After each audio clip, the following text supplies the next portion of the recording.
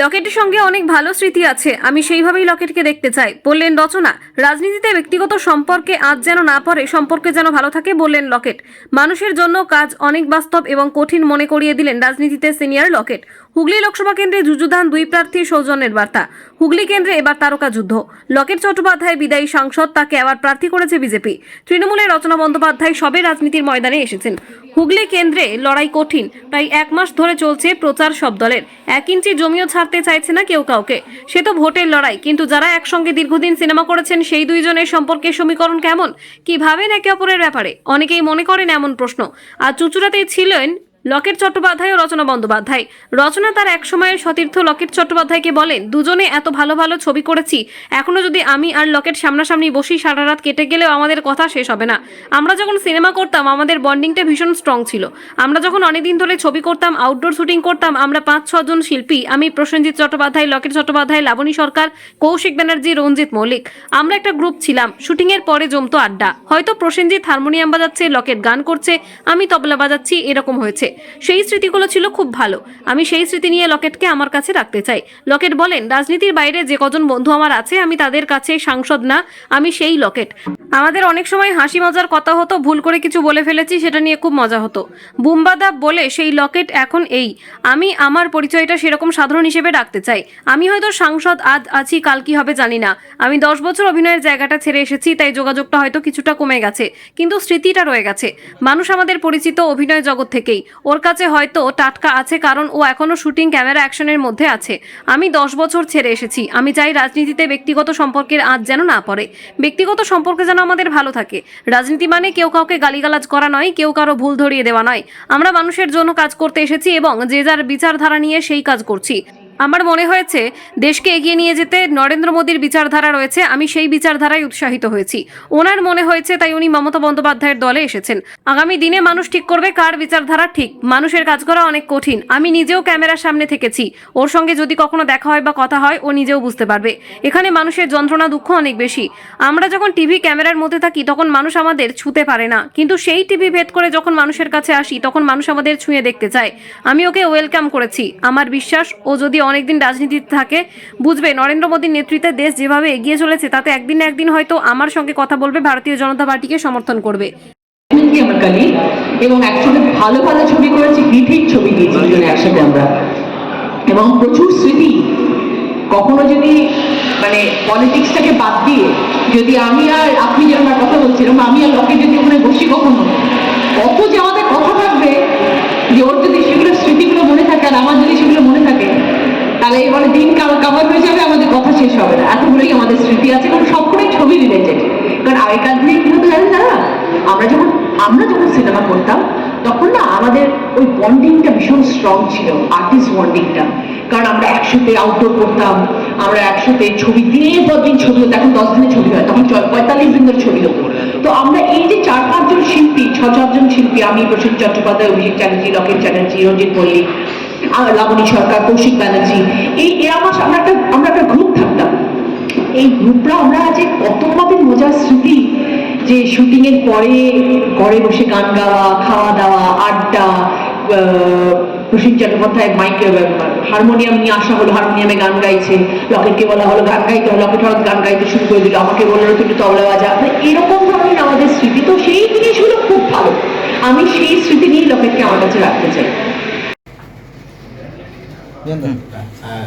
রচনা ব্যানার্জি বলছেন যে আপনার সঙ্গে অনেক ভালো ভালো স্মৃতি আছে, যখন আপনারা একসঙ্গে সিনেমা করতেন, অনেক সিনেমা করেছেন, অনেক ভালো সিনেমা করেছেন।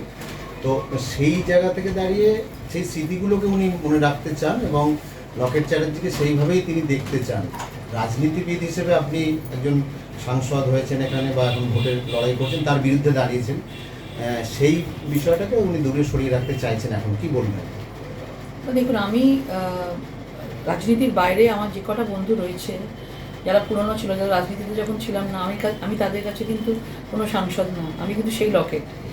এবং আমাদের বুম্বাদা, প্রসেনজিৎ চট্টোপাধ্যায় দেখলেই আমাকে, মানে আমাদের কিছু কখনো কখনো হাসি মজার কথা হতো, কখনো ভুল করে কিছু বলে ফেলেছি বা কিছু হয়েছে, তো ওইটা নিয়ে খুব ইয়ার্কি করে বলে সেই লকেট এখন এই। তো আমি আমার পরিচয়টাকে ওরকমই সাধারণ হিসাবে রাখতে চাই। আমি কারোর কাছে চাইবো না যে আমি আজকে সাংসদ আজ আছি, কাল কী হবে কেউ আমরা জানি না কিছু। কিন্তু দুজনের মধ্যে আমাদের সম্পর্কটা খুবই ভালো, কিন্তু আমি অনেক 10 বছর হলো ওই জায়গাটাকে ছেড়ে এসেছি, সুতরাং আমার যোগাযোগটা কমে গেছে আমাদের। কিন্তু স্মৃতি তো সবাই থাকে, ওর কাছে টাটকা রয়েছে, কারণ ও এখনও শুটিংয়ের ক্যামেরা অ্যাকশনের মধ্যে রয়েছে, আমি 10 বছর ধরে ওটার মধ্যে নেই। সুতরাং আমার কাছে ও যে স্মৃতিগুলোতে আছে সেগুলোতে আমারও একদম পুরোপুরিভাবে রয়েছি আমরা। এবং আমি চাই যে রাজনীতিতে কখনো ব্যক্তিগত সম্পর্কে যেন কোনো আঁচ না পড়ে, এবং আমাদের ব্যক্তিগত সম্পর্ক যেন আমাদের ভালো থাকে।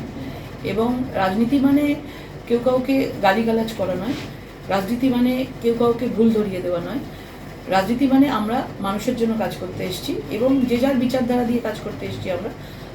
আমার মনে হয়েছে যে আজকে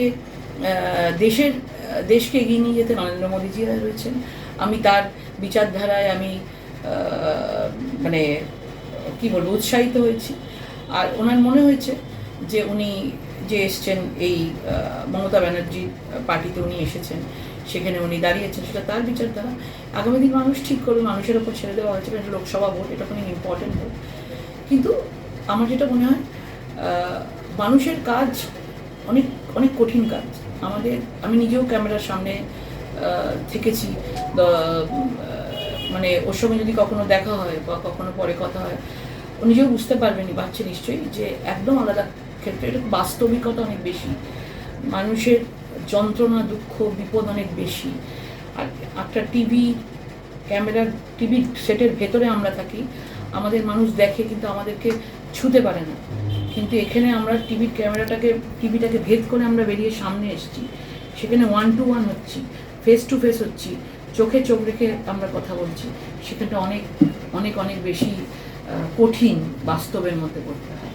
সেই জন্য আমি বরাবরই বলেছি ও এসছে, ওয়েলকাম। এবারে ও দেখুক, ও চিন্তা করুক, কারণ আমার নিজেরও মনে হয় যে যদিও রাজনীতি আঙিনাটায় বেশি দিন থাকে, ও বুঝতে পারবে যে আগামী দিনে দেশ কীভাবে এগিয়ে চলছে, নরেন্দ্র মোদীজি কীভাবে এগিয়ে চলছে। এবং আমি নিশ্চিত যে একদিন না একদিন ওকে ভারতীয় জনতা পার্টিতে, হয়তো আমার সাথেও কথা বলবে, হয়তো ভারতীয় জনতা পার্টিতে একদিন ওকে সমর্থন করতে হবে, আসতে হবে। স্মৃতিচরণ স্মৃতিছেন যে আপনি নাকি হারমোনিয়াম বাজাতেন বা উনি নাকি তবলা বাজাতেন, এরকম না, আমরা একটু নিজেরাই আমি এমনিতেই একটু চুপচাপ থাকি, অতটা ছিল না, কারণ আমি সবাই থেকে জুনিয়র ছিলাম ওখানে বয়সের দিক থেকেও, সেই জন্য একটু বাচ্চা করে সবসময় এরকম একটা বুমবাদা ছিলেন এই করতে। তবে আমরা সবাই বসতাম, আমরা যখন নর্থ বেঙ্গলে শুটিং করতে গেছি, মেকআপ ভ্যানের মধ্যে, রাস্তার মধ্যে শুটিং হতো, আমাদের মেকআপ ভ্যান থাকতো এবং ভ্যানের মধ্যে আমরা বাইরে বৃষ্টি পড়লেও আমরা ভ্যানের মধ্যে ঘন্টার পর ঘন্টা কাটাচ্ছি, কখন বৃষ্টি থামবে, কখন মেঘ কাটবে, তারপরে আমাদের শুটিং হবে। তো ওই কটার সময় আমরা বসে থাকতাম, মজার গল্প হতো, কাউকে নিয়ে ইয়ার্কি করা, এই করা, এগুলো হতো। হারমোনিয়াম বাজানো তো আমার মনে পড়ছে না, কিন্তু হতো, গান বাজনা হতো। লাবণী সরকার থাকতো, ওনার হাজব্যান্ড থাকতেন, সবাই থাকতেন এবং পুরো মাতিয়ে রাখতেন। আমরা সবাই এনজয় তো ডেফিনেটলি করেছি, ওই মধুর সুন্দর দিনগুলো কখনো বলা যায়। আজকে যেই জায়গাটার যেই নামটা যেটাই এসছে আমাদের, মানুষ চিনেছে, ওই জায়গা থেকেই তো চিনেছে। আপনার ধরুন একটা ফিল্ডে ছিলেন দুজনে, অনেক সময় পেরিয়ে টিভিতে রয়েছে, তো রাজনীতি জগতে সেখানে রাজনীতির সৌজন্যতাও তো থাকা দরকার। নিশ্চয়ই, আমি তো বলেছি, আমাকে প্রশ্ন করেছিলেন কখন দেখা হলে, নিশ্চয়ই আমাদের মধ্যে তো সেটা আছেই। এবং আমাদের দেখা হলেই আমরা পুরোনো কথাই বলবো, যে এই সিনেমাটার সময় তুই এটা কী করেছিলি, আর তুমি এটা কী করেছিলে। ও আমাকে তুই তোকারি করতো, আমি ওকে তুমি করে কথা বলতাম, তো সেটা তো নিশ্চয়ই থাকবে। আয়েশা আলমের রিপোর্ট, বেঙ্গল আনলিমিটেড। রয়েছে আরও খবর, আর এই খবরের আপডেট পেতে আপনারা সাবস্ক্রাইব করুন এই চ্যানেলটিকে।